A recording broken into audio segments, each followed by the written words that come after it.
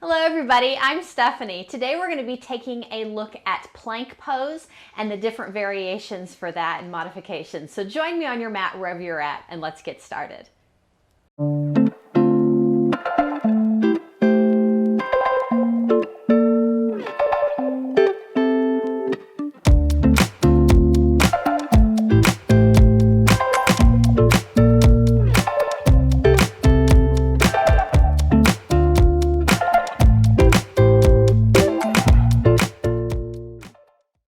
Today we're going to be looking at plank pose, and in Sanskrit this is pronounced Phalakasana.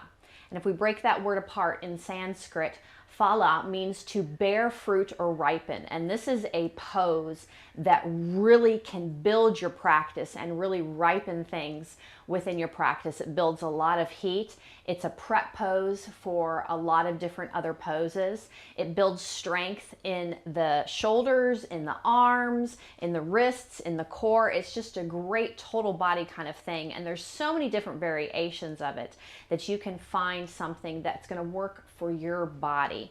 When we break apart this pose even a little bit more, phala to bear fruit and ripen, and asana pose, we can also take it to phalak, which means plank or board. So we're looking for this straight line. So traditionally, when we think about plank pose, it's going to be on the wrists. But if you have talkative wrists and that is not a comfortable position for you, you can always do plank pose on the knuckles, so making fists and coming onto the knuckles. But one of the main things that you want to look for is that you have an alignment from the wrist all the way up through the elbow, all the way to the shoulder. So that's kind of the number one thing that you might see in your posture, if this is not a comfortable posture for you, that you want to check and make sure that you're lining up correctly. So you might see that it's uncomfortable because it's unaligned. So beginning on the palms, aligning wrist underneath elbow, underneath shoulder. So if you have hyperextended elbows, you want to make sure that there's some engagement there, and you're pressing down into the mat. So I always like to come into plank pose first from tabletop because we want to find the engagement in the arms. One of the first things that happens in plank pose when you get tired is everything starts to dump down, and so the shoulders will come up by the ears, and the scapula, the wings in the back, will retract. They'll kind of pull in together, and that's not the activation that we want. We want to press down in the mat and protract, press those shoulder blades out side to side. So I always like to begin, as I said, in tabletop, pressing down into the mat, just doing a few scapula push-ups to really feel the activation in the back of the scapula. So pressing down into the mat, aligning elbow over wrist, shoulder over elbow over wrist, and pressing down all the way in, and then pulling the core in. This is great for the core, but you want to think about it as corseting in. Sometimes we think just in the center of the core, we're going to pull in just the belly button. But when we're pulling in and activating the core, we want to think about cinching it in all the way around. So below the belly, above the belly, and both of the sides. So we're just kind of sucking everything in, but still finding our natural breath. So it's not, and then I'm holding my breath and everything's so tense and tense, but the activation is here in the core and the arms. But we're finding a balance between those two. If we're just using the core, then it's going to get really, really tiresome and begin to dump into the low back. If we're using just the arms and not the core, then you'll see everything kind of dip down. So even if I'm pressing down into the mat, protracting my shoulders side to side, but I'm letting my core kind of then what's going to happen a lot of times is the hips will be very, very low, even if the arms are activated. So we want to have equal parts, arms and core, and then beginning on the knees, walking the knees way back. So this is another mistake that happens quite often, is people who do not want to do it on the toes, which is fine. It's a different modification to take it on the knees. They keep the knees up underneath the hips or just a tiny bit back underneath the hips. You want to walk the knees back as far as you can, so you're making this long line, this long diagonal from the crown through the shoulders, all the way through the torso, through the hips, back to the knees or to the toes. So pulling all those things together, activation in the arms, protracting the scapula. Core is pulling in. Nice long line from the crown all the way back to the knees or to the toes. So you can keep the long line on the knees, you can keep the long line on the toes, but you've got the activation. The shoulders aren't up by the ears, everything's not dumping down, the neck's not kind of coming back, but you're finding this long line of energy. And then if you're on the toes, reaching back through the heels, so there's activation in the legs. There's not kind of this halfway point where the legs are just kind of very inactive. So you're stretching in opposite directions.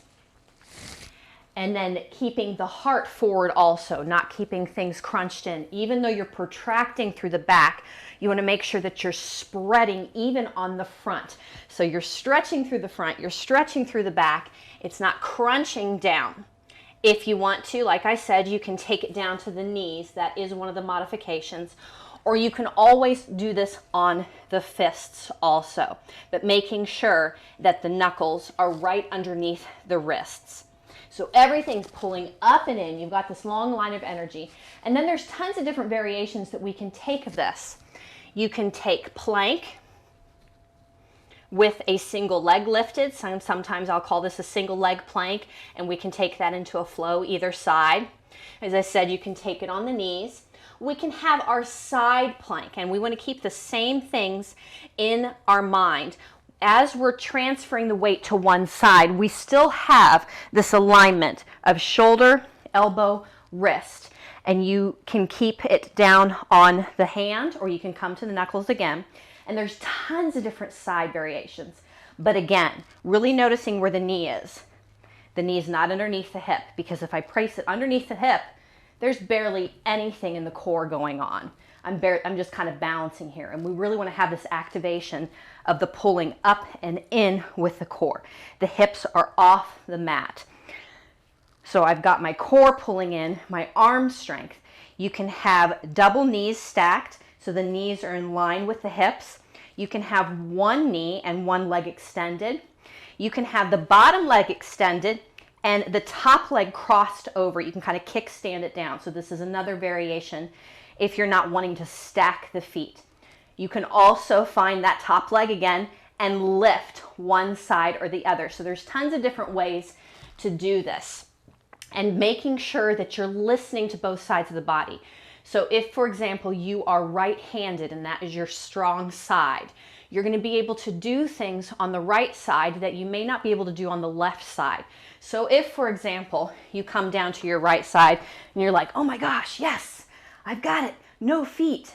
And then you come to the other, or not no feet, but no knees. You come to the other side and you try to do the same thing and you're going, oh my gosh, it feels so much different over here. Take a knee down. It's okay. It's still side plank. Just being aware that both sides are very, very different. So you've got your traditional plank on your knees or toes. You've got your side plank on your knee or on your side of your foot. You can also lift the leg. You can also take this plank reverse. So if you'd like to take it reverse, you're doing the same thing, really finding the alignment, shoulder over elbow over wrist, and pressing up, extending the legs. But this time, making sure you're pressing down to the mat and lifting the heart. You're not letting, again, the hips come down, the shoulders come up by the ears, and the wrists, the wrists are underneath the shoulders. You're really feeling the activation in the arms. One other thing that you can do is also take side plank or your traditional plank on the forearms. Now, a lot of people will say this is a little bit easier than on the hands, but that is kind of a matter of opinion. Some people think it's a lot harder on the forearms, but it's just completely up to you and the way that your body is built. But I'm going to show you the modification for that. So if you'd like to take plank on the forearms, instead of aligning the elbow also underneath the shoulder with the wrist, it's just the elbow over top of the shoulder. And you want to make sure you've got a wide enough base so you're grabbing opposite elbow, because sometimes you can get way too far apart or way too shallow of a stance. So grabbing both of the forearms and making sure that you've got your base set.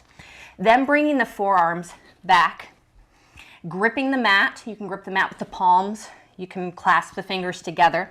but really finding this balance in the forearms and then either on the knees or on the toes. So what happens a lot of times is when you're coming into forearm plank, you might be pressing back too far and then the hips lift.